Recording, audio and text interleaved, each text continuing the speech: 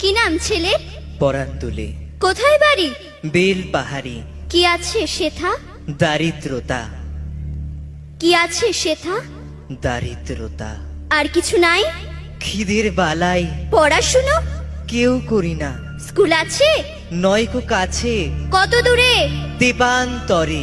Master কটা? মোটে একটা। স্কুল চলে? গোলেমালে বাবা আছেন? স্বর্গে গেছেন। মা কোথায়? রোগ সজ্জায় সংসার চলে? ভিক্ষা পেলে থাকিস কোথায়? গাছের তলায়। ঝড় বাদলে?